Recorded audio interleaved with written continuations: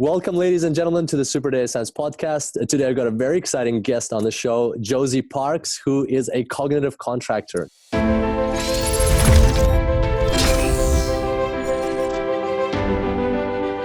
Josie, welcome to the show. How are you going?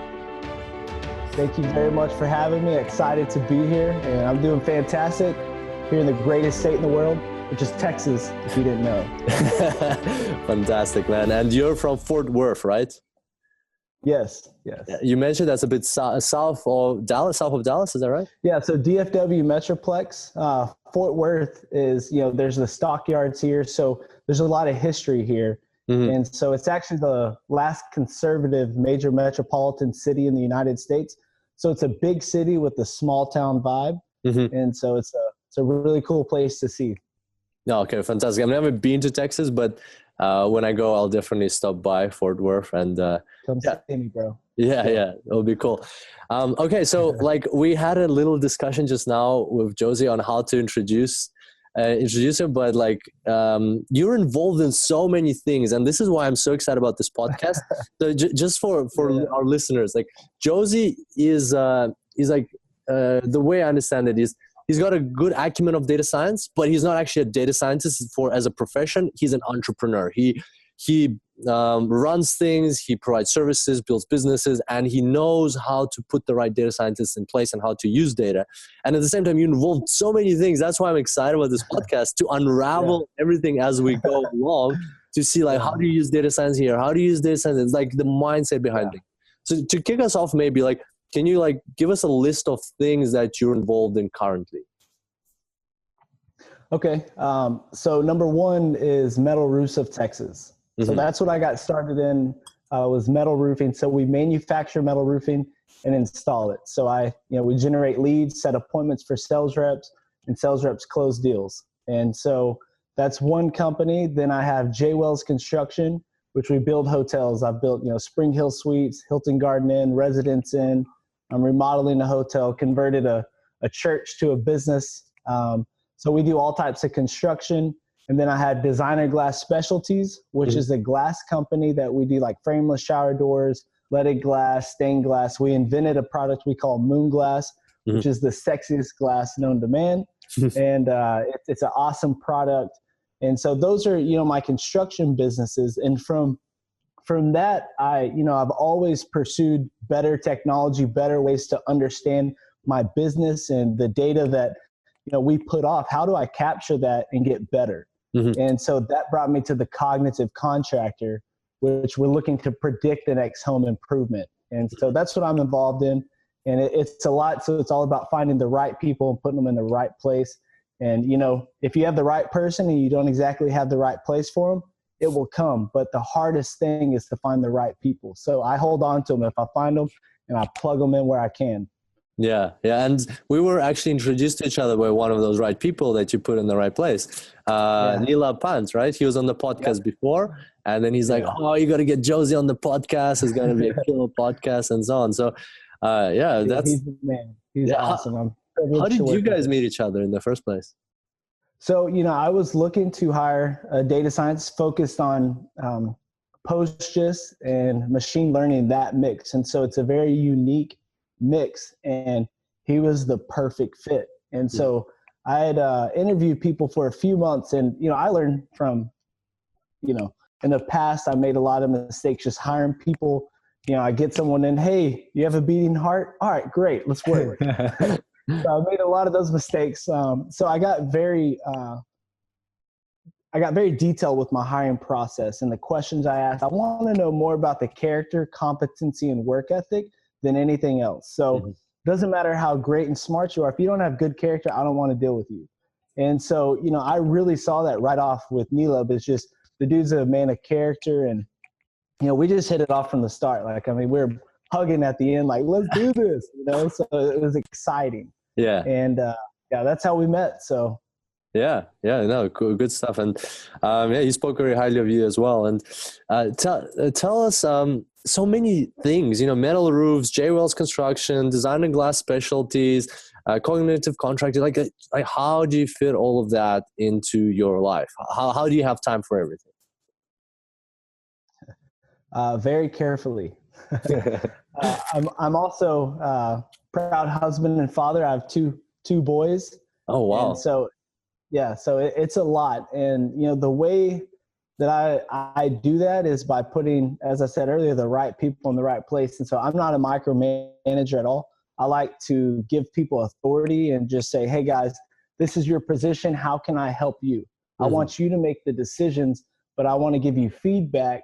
And so really the way I've done this is by putting people in positions of power and authority and allowing them to be an entrepreneur. So I'm kind of building them up from, you know, their position as, you know, an installer or a sales rep and bringing them up. I have a call center guy right now. He started in my call center and he's my operations manager because the guy had that mind. He was one that wanted to like fix things, put things in place, make sure things were taken care of. And so I just look for people that are willing to carry some weight, you know, it's a burden really. When in business, people think, oh, entrepreneurship is so fun, exciting. I mean, no, get real. Yeah. It's a grind, you know, 24/7, it doesn't stop. And so you have to have people that are willing to take that on and that are excited about it. Like, hey man, let me take this, let me carry this for you. And so when I find those people, I'm like, all right, what can you hold, baby? Come on, put more weight on. And so, you know, that's how I do it really. So I'm not involved in the day-to-day with glass. I'm not involved day-to-day with construction. I'm not involved day-to-day with metal roofs. My main focus is the cognitive contractor now. So I'm in the day-to-day, you know, what are you guys doing? What problems are we solving? And then I let them work on it. So maybe, you know, a few days goes by where I don't talk with them and they're working on it. But, you know, that's how I do it is, you know, I try to have good dashboards, good data that's given to me, that's provided. And so that way I can make educated decisions based on the data. Man, I gotta totally agree with you. Like for me, it was exactly the same way. Starting out as an entrepreneur, you have ideas, it is exciting, but it's so much hard work all the time. And the best people I've met were usually also according to that philosophy that you pointed out. You find the right people first, right? You bet on the people rather than the position or the skills and things like that. And then they fit in automatically. Like for instance, the best people I've met were when somebody would come to me and say, hey, I want to translate one of your courses. And I'd be like, okay, well, what does it cost me? Like I just, you know, provide the raw videos and they sit down and they translate it into their language. And the people, so I've had cases where a person sits down to say into Spanish and in 1 month, there's one video already. I'm like, okay, so you know, there's no point in continuing. But then there've been people who like sit down and in a month, they translate the whole course. I don't have to say anything, completely autonomously, everything like sparkling. I'm like, dude, we got to do more work. And, you know, from that onwards, like a year later, that course that they translated is like a tiny fraction of all those amazing things that we start doing together. Just because I can see that that person is serious and that they are really willing to put in the hard work and, you know, take a lot of the workload onto themselves. So I completely agree with that. It's a unique quality, you know, people who, like the way I say is like people who get shit done, who actually sit down and are not afraid to, you know, like just persevere and push through things. Yeah. I like to do this test. I like to watch them get their teeth kicked in. I know it sounds wrong, but it's like a lot of people at that point will stop. Yeah. You'll see them. Other people will be like, all right, come on, I took that, let's keep going. Yeah. And that, you know, those are the people I'm looking for, people that can sustain the blows, because entrepreneurship, business, there is always going to be problems. And so a lot of people want that to pass to somebody else. And, you know, so I use this phrase. I like to say that friction creates sparks. So when that spark happens, we have to be ready to ignite the flame and passion. You know, so fantastic, man. You know, I totally agree.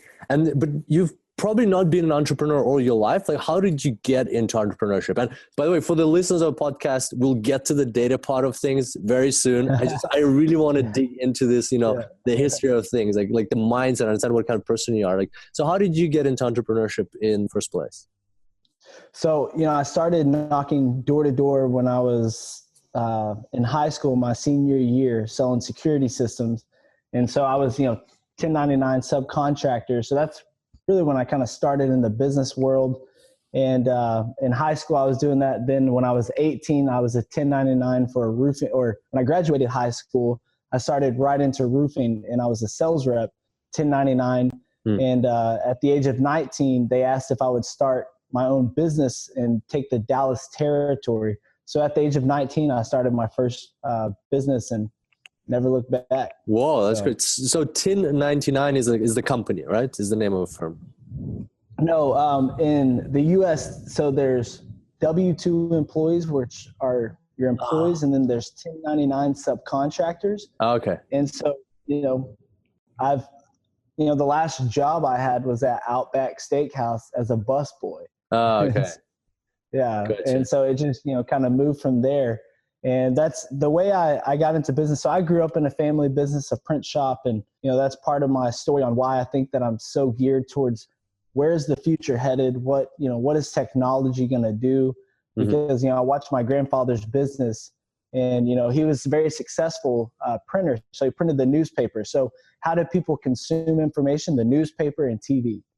So he printed the newspaper. So to me, it was a big deal. Like, we print the paper. I would have to, work there as a kid growing up and, do the paper route, all that kind of stuff. So I had to work really hard as a kid.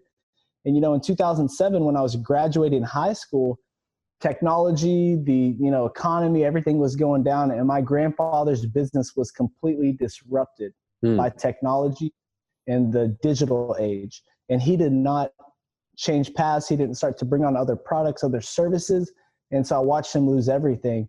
And so that just kicked something in that like, I have to look at the future and where is it going and how can I be a part of it? Gotcha. So yeah, like a real wake up call, like a real life example of a person in your life that was affected by technology. Yeah. Double-sided sword of the technology, right? Like you can either get affected by it or use it to empower yourself and things like that.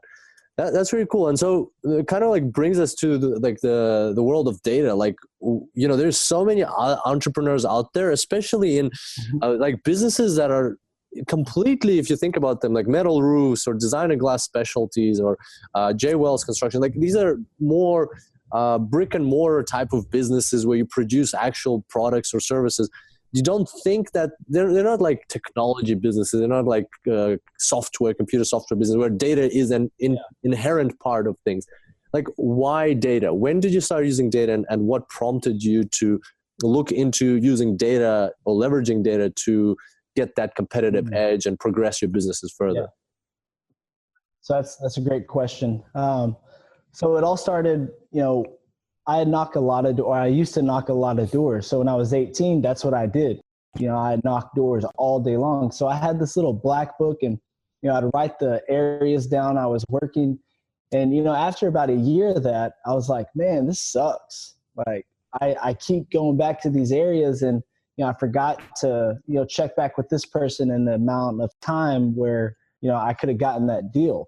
And so I was, being in Texas in this area, there's a lot of storms. And so when hell hits, certain properties are affected. And so, it's all about timing, early bird gets the worm kind of thing. So you got to get there and share your message with them. And so I was tracking the doors I was knocking. And that's where I was like, all right, I got to figure out a better way. So I spent some time, I used HandyBase for a while to track addresses. I used, different products. And then I found EveryTrail, which is a trail, bike trail app. And so what I would do is start trail. And so, I'm not, on a bike or anything, but I'm in a car. It keeps up. And so literally I would just track myself where all I was driving. And so it would show me, everywhere I had driven, properties of interest, and I would drop them. So, that's when it really started. I was like, man, like I'm onto something, and that was back in 2012 is when I started using EveryTrail. And so shout out to EveryTrail if you're listening. But so that's what started. So it was just like, I'm tracking this. I'm, learning more and more about my, my typical day, what I do, how much drive time, how many stops, how much time the average stop is. And so that's when I started really pushing it. And so that's how I got started into data with the metal roofing business. Okay, wow, very interesting start. And did that increase your efficiency? Did that help you a lot in your operations? Yeah, no doubt, because I could see areas I'd been in the last month and hadn't, and so it's real easy if you have all these streets and know where the properties are, Mm. and you can see a red line to see have I gone by them. And so yeah, that's old school. Now it's a lot better, but Hmm. back then it was amazing. It really helped. And then when I have guys out, probably had 6 guys out at the time knocking doors also, so we would all get on the maps, and so you would share each other's routes. And so it was pretty cool, and it was a way to visualize the information and to see it, a picture of the house. Because think about it, if you're knocking 40, 50 doors a day, 7 days later of knocking, you don't remember what you knocked. Yeah. And so that's where you just go back and you can literally visualize it right then and see, okay, I need to go back to that. I remember that house. I need to go back there. Whereas if it was just a name, you may not remember because you've talked to so many people. Mm-hmm. Gotcha.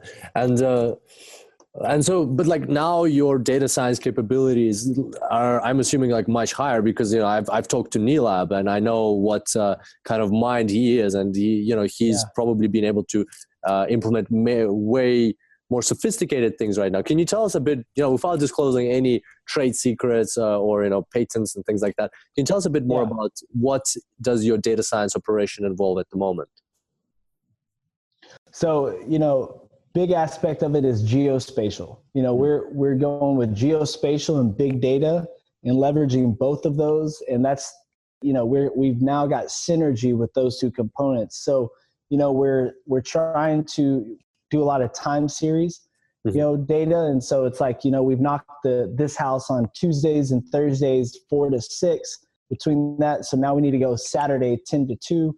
So imagine, 5,000 properties of interest, leveraging time series, knowing the best time to knock it, who could possibly be the best representative to knock it.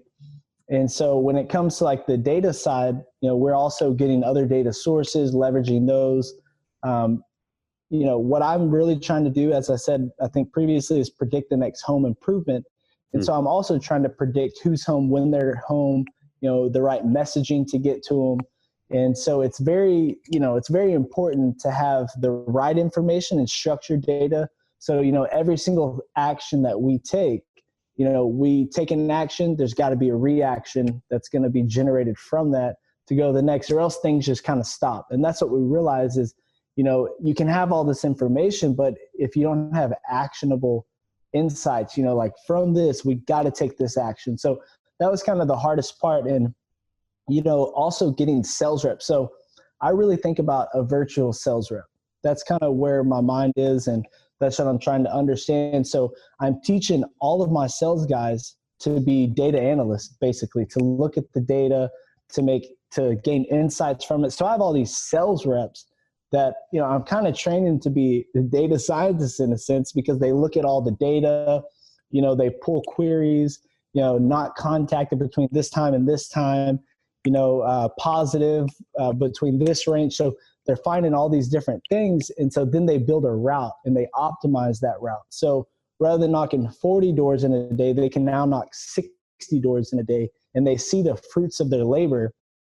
And so it's something where, we're really training our guys, everybody in the company, to do that. And in construction, it's very hard, with structured data. There's so many different things that can happen. So certain parts are really hard. But the ones where we really see opportunities, we're just going all in on. Gotcha. And just to understand the full picture clearer, when you say knocking on doors, it's like you go and physically knock on doors of residential homes and you say, do you need a roof, or we think that this might be beneficial for your house? Just want to stop by, introduce myself, and investment grade roofing. Have you heard of metal roofing before? Yeah. And so guys just going and knocking on doors like that, and so we Gotcha. do a lot of that. Gotcha. Interesting. So an interesting mix of a physical product, a service, and like the old school knocking on doors rather than email marketing type of thing. Plus, you still have data. Like the data still helps optimize those things. Like it's is a great testament to those who think they're working in, like, for instance, somebody might think that, hey, I don't have email marketing, I don't need data. No, like your operation is an example where data can actually be beneficial, even to the physical introduce yourself, knocking on door type of approach. Yeah. So we're huge believers in ground truth to really understand. Then after we have the ground truth, we know it, then we can do email campaigns, telemarketing, direct mail, social media. And so that's where I say, the right time with the right messaging, what's the channel that I'm contacting them through, but we have ground truth. So, I mean, I know that I have a huge advantage because my marketing efforts, digital marketing efforts are ground truth verified. And so that's where I think a lot of people, dirty data in, dirty data out. And so it's garbage in, garbage out. So, I'm very, particular with the guys and what they do with the data, because I'm like, you guys, this is important to every single person in the organization. You have to make sure that you push the right button, and so try to simplify it for reps, because sales reps, it's difficult for them. That's not how their mind is. Data scientists, like all of you guys, y'all are amazing, and the capabilities you have, the attention to detail.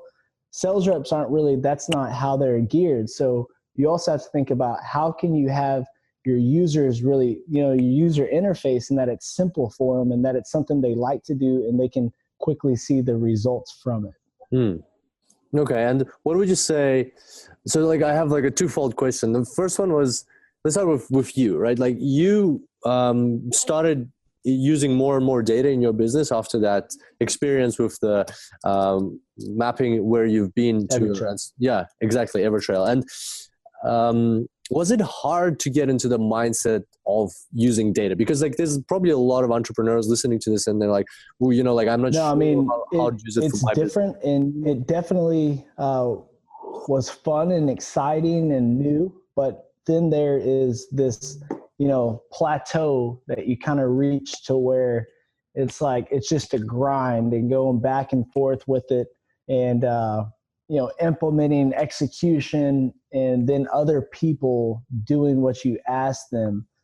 So it was exciting, but it's very difficult to leverage data in all aspects of the business. So I realized I need to really just focus on the area. So the 80-20 rule applies with almost anything. So 20% of the actions you take will get you 80% of the results. 80-20 rule, like it still applies even when learning about data science. Yeah. Okay. And when and when you teach these sales reps that come on board, like what approach do you take in order to get them into the right data science mindset? So, and that's where the mind is what creates. So we were created to create, not consume. And so what I tell the guys is this is an opportunity for you to be a sales rep of the future today. So you're living in 2020, you're living in 2025 with how sales reps will conduct themselves and how they're going to use data. So I'm going to train you now. So you're not just a sales rep. You're somebody who looks at data and makes decisions based on the data.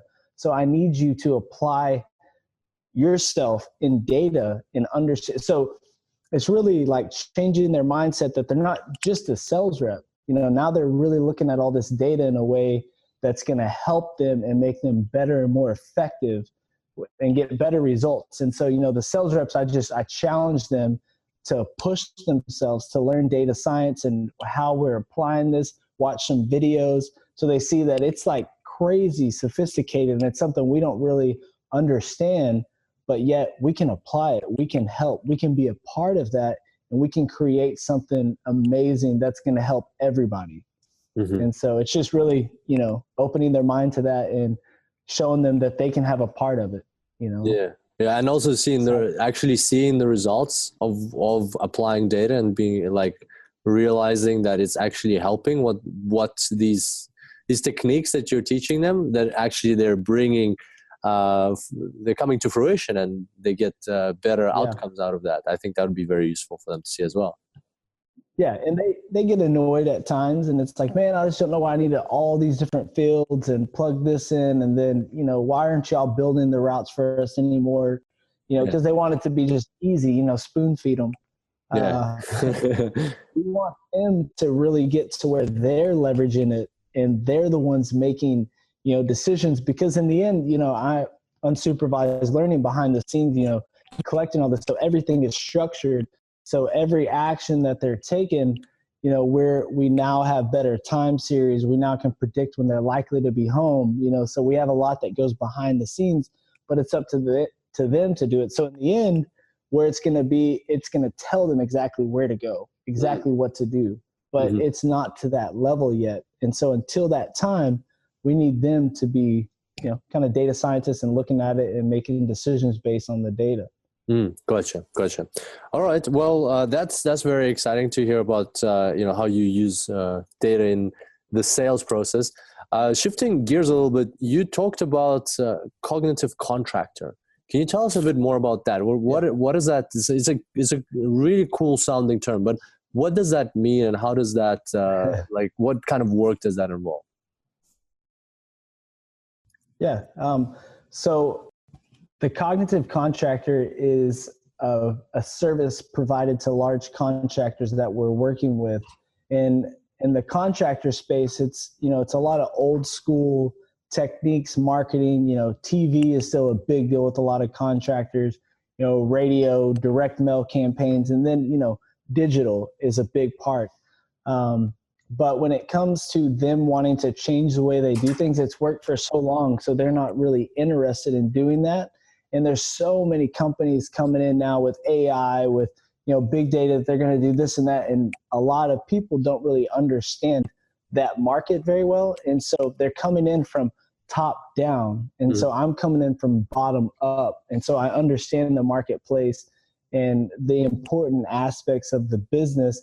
And so we're working with all their data, and we're making some we're getting intel, we're gathering information, and so we're using our geospatial platform for service guys, where their service guys are at, where their crews are at, where their sales reps, so to visualize where all their assets are, also all their leads, appointments, customers. And so that way we can find more of their best customers, and we can build out, products for them based on their needs. So every company has specific niche markets usually that they're focused on, products that they're offering. And so we're just trying to provide that as a service to these large contractors.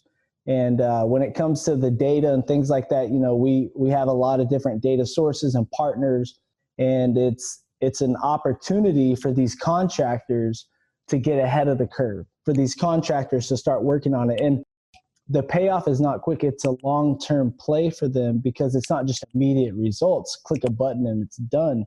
It's not going to be like that. It has to, take action off of it. It has to get smarter and learn more and more. And then we will be at a point where we can tell them exactly what to do with their marketing budget, exactly which sales rep to send out to the appointment, which crew is the most efficient with this type of product. And so we're tackling it on a lot of different sides of the business all at one time. And so it's really hard to jump in and do that. And it's taken years to get to that point. So I have 3 data scientists that work for me. And, we're at a point right now where, we're looking to bring on more data scientists and people that can help with this project.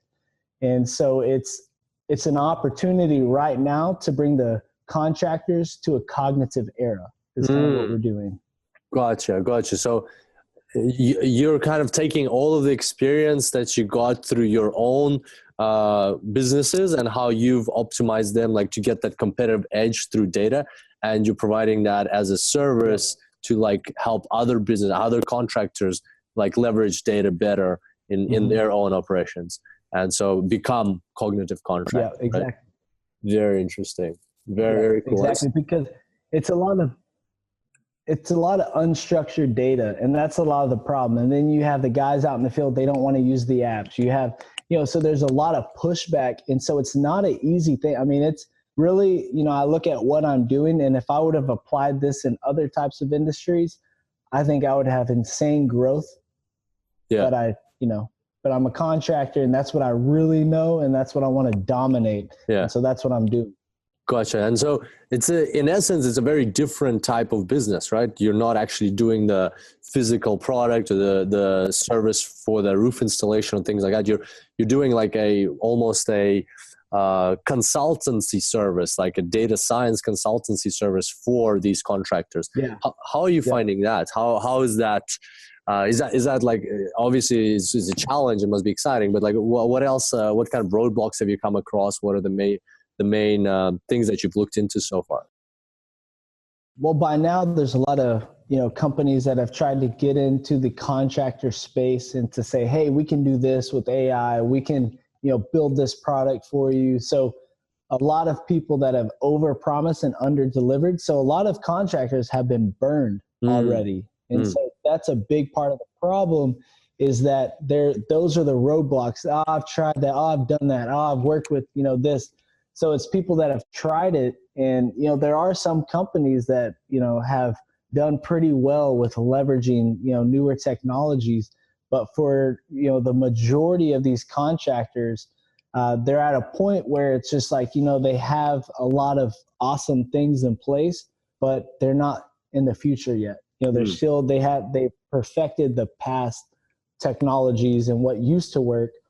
And so now what I'm doing is trying to really help them. And I have a large network. And so I haven't even really started to pursue all of my network, because I'm trying to finalize this product I'm building that can apply in any market, in any type, with any type of service. And so I can use this for insurance, for financial, for health. I mean, really what I'm doing, I'm solving a lot of problems all at once, because the different types of information coming in, it's not your typical data that people see. And so what I'm looking to do is, connect with these contractors that I have gained trust and credibility with, and leveraging my relationships and moving forward. So I'm a part of the roofing technology think tank. We were just, in DC, I had a presentation on Capitol Hill, and, it's a bunch of roofers that are looking to leverage technology. And, I'm head of the future workforce task team. And so, our workforce is diminishing. We have to find more people to fill that void. We have to find better ways to leverage technology. And so that's, one of the things I'm a part of. And I have a lot of other, projects in the works. And, it's exciting, and it's very hard to sell contractors this type of service. And so the main difficulty is because like they don't believe in it and they've been burnt on it, or is there any other like problems with it? Yeah, I mean, because it's like, yeah, well, is this going to fit into my, 11% marketing budget? Well, I'm already spending this and this, so how am I going to take from this to apply it here? And so that's one. And then others is, yeah, but I already spent, $50,000 on this and it didn't work, so I don't want to try that. And so it's just, a lot of people aren't going to invest that time to get it to the point where it needs to be. And that's a lot of the problem. But when it comes down to it, this is an opportunity for them for the future. And so they have to live today as if they were in the future and pursuing that, because if not, these small guys that are coming up leveraging technology, I mean, they're growing like crazy. And so it's in their market. They know that they're coming. So how can they get ahead of the curve? Yeah, gotcha. And it's a bit sad, like when you have large companies or even sometimes governments where or government agencies where they're so large that they have a even with the technology that's coming in, they still have a lifetime it's going to take them time to like die off, right? Like to get edged out, even if they're slowly diminishing.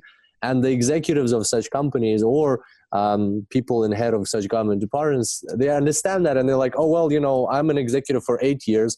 I don't want to like take the risks. I don't want to take the risks of introducing new technologies and maybe like making this. I'm just going to do things the way things have been done before. Nobody's going to ask questions. And then I leave. I don't care what's going to happen. I mean, I've seen it so many times. I've seen it like in governments. I've seen it in companies. They just like, it's sad, like when people are just worried about themselves, about their, keeping their position, and rather like to maintain the status quo and not take risks, not get any heat for it.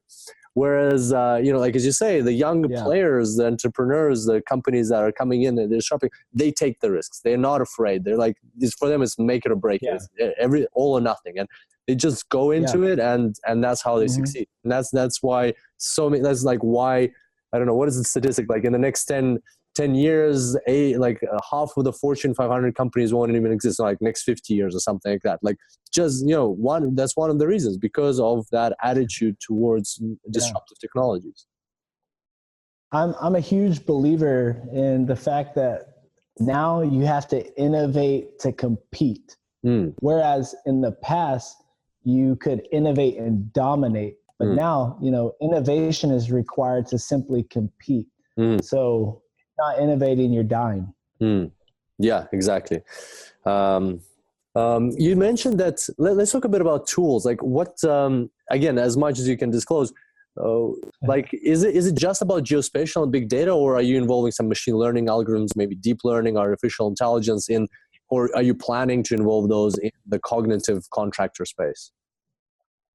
No, so we definitely are. We've built some models, and for instance, one of the models that were built, it had 71% accuracy. And so we were like, man, we are really getting somewhere. And what we've really focused on is getting all the data structured and getting it in a way that makes sense for the models, and then picking the best models. So when it comes to the tools that we're using, Charles, but I call him Chaz because he's smooth like jazz.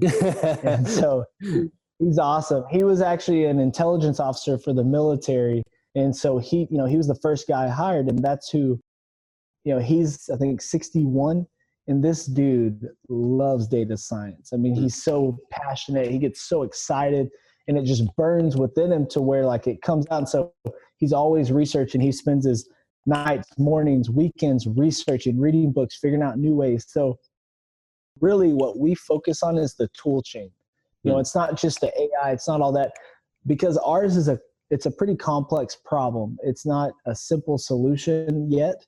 And so what we're focused on is the tool chain and the different things we can use.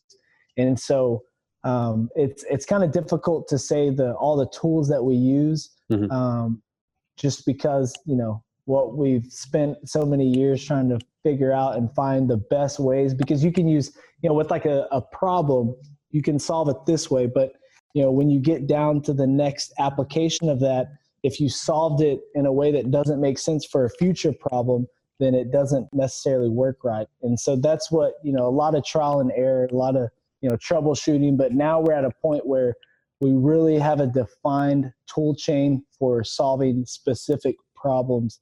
And that's what people need to focus on. It's not just this tool. It's not this application. It's your tool chain. And for this part of the problem, I need this. For, this product, I need to use that. So yeah, gotcha. And I know it's not helpful to all you data scientists out there. Sorry, but yeah. And so you're predominantly focused on customer segmentation. Is that correct? Or like, root analysis, like sales, basically data analytics around sales. You're not doing any other part of the contractor space, I don't know, like operations or I don't know, maintenance and things like that, using data in those spaces. No, we are. I mean, we can. That's what I was saying. So that's built into the product, for services and where your contractors are at. So I mean, we can really leverage that for big construction companies. And there's some really good construction technologies out there. And so just leveraging that and the information they put off, like predicting the best jobs to bid on. So imagine that you're estimating all these jobs. So you have to get the plans. It takes, days of work to bid a job. Yep. So let's put all that into the model. And so that's for, larger construction companies to predict which jobs to bid on, because based on, this company, they tend to, not go with you on this service, but that company will go with you with this type of project. And so it's not just sales, it comes to estimating. And then when it comes to the project side, there's a lot of stuff that is available. And so you got to think about safety, the risk that you're at a job site. There's all types of moving parts. And so looking at the safety aspect of it, my buddy, he built a product called Harness. And so it's really awesome, what he's doing for safety. there's now products for your shoes that it's a sole that goes in your shoe that can predict, all types of hazardous things that could happen based on how you stand. And Wow. so there's a lot of different moving parts to it. And we're trying to build like this geospatial platform that can integrate all different aspects of it into one. So when it comes to, customer segmentation, yeah, that's the easy part. When it comes to, construction in a complex job, you have 120 guys on one job site, with 7 different trades going on at one time. How do you build a product for that? What do you build? What is really going to help the contractor to understand what's going on real time at his job site without having to go out there? Because that's one of the problems we're trying to solve. Okay, interesting. I just had this question for you put into my head, like something that I've encountered myself. Like I can hear you talk about this and it's like super passionate. I can see that you've got so many ideas around everything. What happens when you, as an entrepreneur, especially in the space of data science, technology, analytics, you see all these different ideas, I can do this, I can do that, I can do that third thing and so on. But the life cycle of these projects is quite lengthy. Like that's what I've experienced. That like I have an idea, let's implement this. I think it'll take 3 months. It turns out to take 1.5 years. I'm like, oh, in 1.5 years, I could have done like 3-5 of these projects. What is going on? So I guess my question is like, how do you choose what to focus on? And how do you actually manage these projects so they don't so they're contained and you get them done before the idea itself is outdated? Yeah, man, that is by far the most frustrating part about it. I've hit brick walls. I hate that part of it is because you see it, you visualize it, you can do it. And then it's just like flat. And so it doesn't happen. And then it's, 4 months and we're still trying to solve this problem, which is a complex problem. And I understand it will take time, but that's where I was saying, the 80-20 rule. Yeah. Looking at the problem and saying, okay, what is going to get me the most results, and focusing on that. And so that, in the contractor space, it's like the good old boy type network. And, it's a pretty big hurdle just to get the contractors on board and then to stay, on board whenever they don't have immediate return because, they don't want to spend more than 12% on their marketing budget. And how do you, which budget do you take from? You have operations, marketing, so it's just like they look at it and they're like, okay, well, which budget am I going to take from for this? It's like, bro, this is a whole new opportunity for you. This is like R&D. So this is for you to be prepared for the future. So to sell them on that, is one of it. But like you were saying, I mean, we've definitely had some things that we're like, oh man, this is amazing. We're going to do this in no time. We're going to have this done. And it's like, all right, screw that. On to the next. So yeah, that's happened a few times. So yeah, man, I hear you. Same here. It's happened a couple of times where you think, as you see, you visualize it. It's like in your head, you see how it's going to work, but then like just getting it there takes so long. Or the flip side, when you push things, you're like, all right, I'm not going to let this drag on forever. Like for us, for instance, when we were doing our first Kickstarter, let's do a Kickstarter. And without double thinking about anything, we just did it, set it up in a month, launch, go. But the thing is, then once you do a couple of those, they're successful, but then you have the maintenance that comes with them, right? And then it piles up. You have 1 thing, 2 things, 4 things, 5, all of a sudden 20 things that were successful, but there's they have tails. You have to maintain them. You have to complete everything that the stuff that just follows on, and that drags you down. And so it's interesting how to, even though there's so many opportunities in technology now, you still have you still have a business to run. You still have to manage those where to invest. So yeah. Cool, man. So the 80-20 rule for sure. Yeah. And you have IT people that are trying to block you because now you're getting in their space. And so they're like, no, I handled this. So it's just, that was one of the big deals that I learned is I could sell the CEO on it. He trusts me. And so he, allows me this and that. And then I have to deal with the back end IT guy. Yeah. And he's behind the scenes, like trying to crush me and making it really difficult for me to get into a SQL server. I mean, it's just like, there were things that I didn't expect. Yeah. And then I do a presentation, they're all about it. And then, next meeting, like to the go meeting, the launch meeting, someone else is in there who knows nothing about what we discussed. And so now he has all these questions. Oh, well, why are you going to do that? Why do you need that? What are you going to, Yeah. And so it's just, there are a lot of decision makers involved. And so a hard part of data science, and as an entrepreneur, you have to be really good at visualizing and explaining the concept. Number one. You also have to be good at communicating throughout, because the onboarding process is difficult. For these people to give you their data, for these people to trust you with that, a lot of communication is involved in keeping them updated. And so that's, those are some of the roadblocks that we experience. Gotcha. It's good advice. So be good at visualizing the concept and communicating it, and also like explaining the route, explaining how people are going to get on board, how the company is going to get on board with that.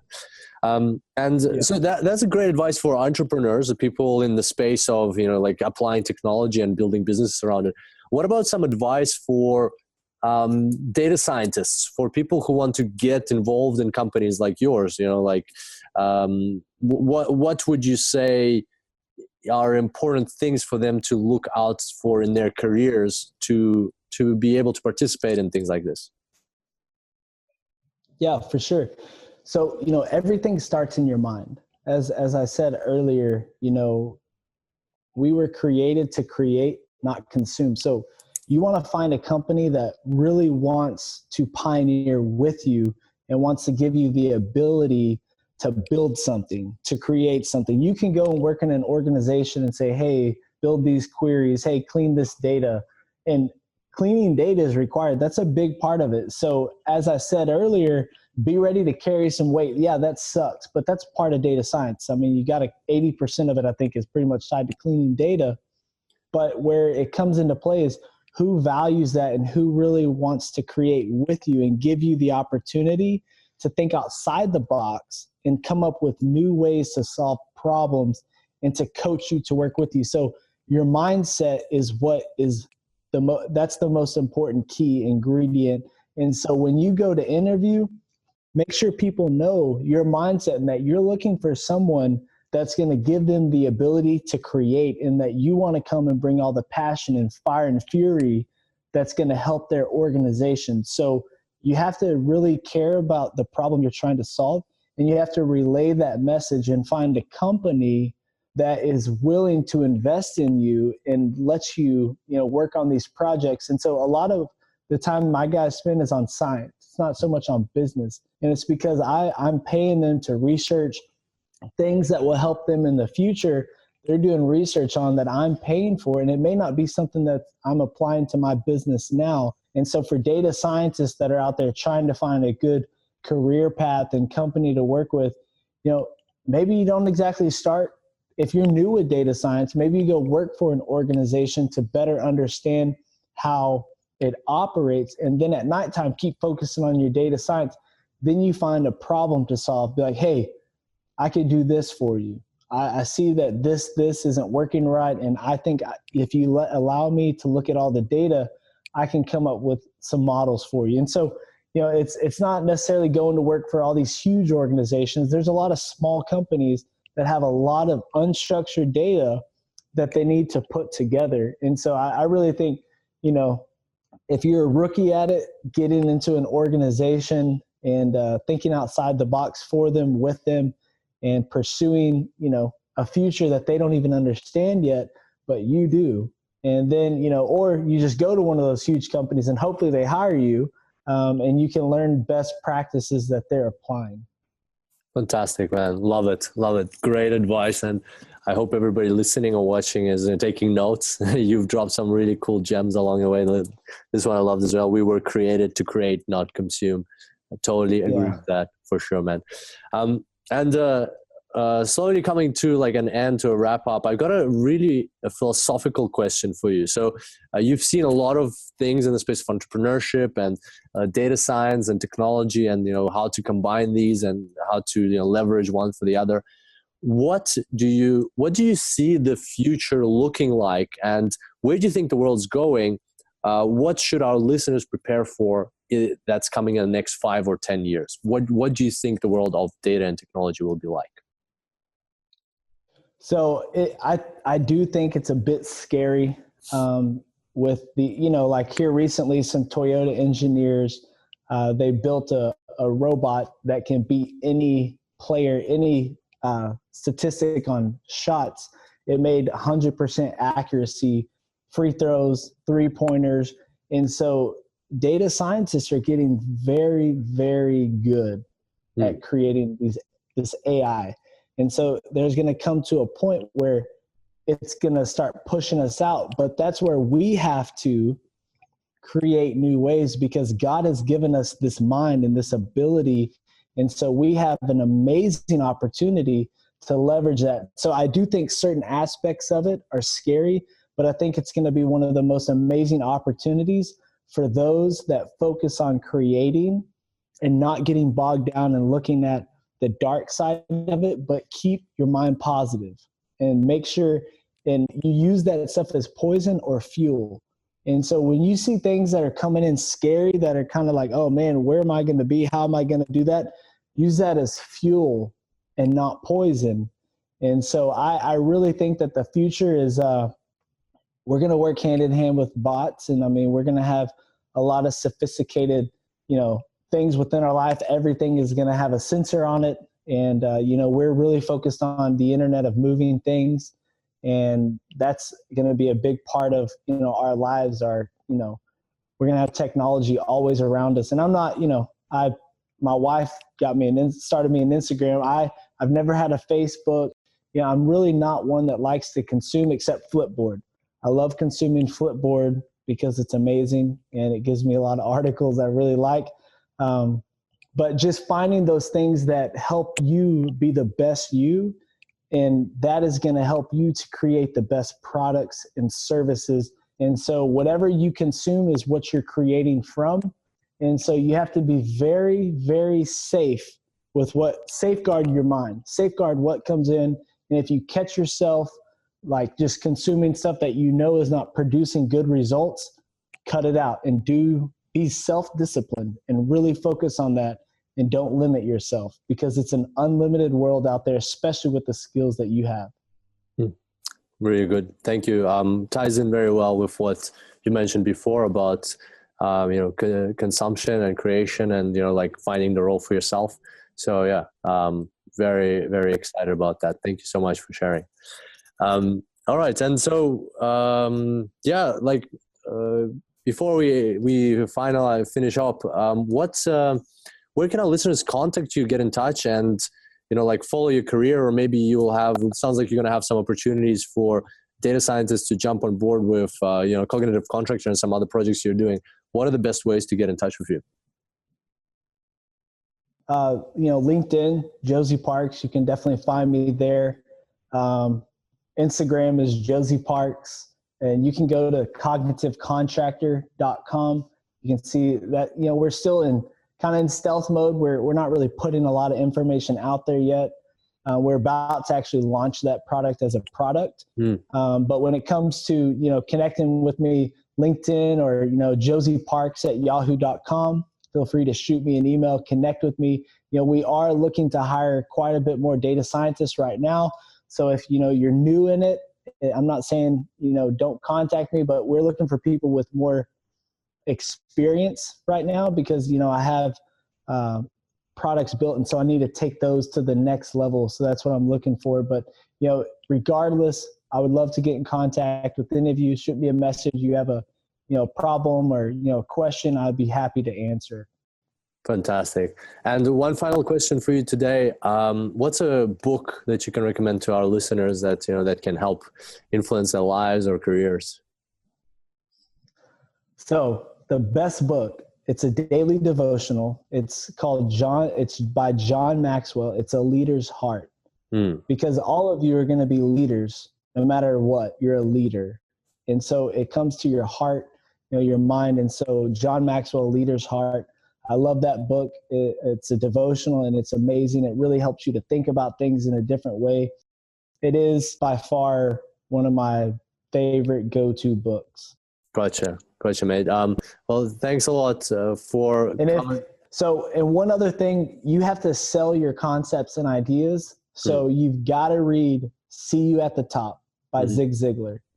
That's a great book to read. And that's what started my sales career, was See You at the Top by Zig Ziglar. So that's another great read. Okay, gotcha. So John Maxwell, A Leader's Heart, and Zig Ziglar, See You at the Top, in order, to help you understand, to help people understand how to sell themselves better and their services. Okay. You have to see yourself as the best. Yeah. All right. Well, thanks a lot, Josie, for coming on the show and sharing all the fantastic insights. I'm sure a lot of people are going to really benefit from this and get some great insights from here. Thanks a lot, mate. Yeah, my pleasure. Connect with me, guys. Best of luck to you.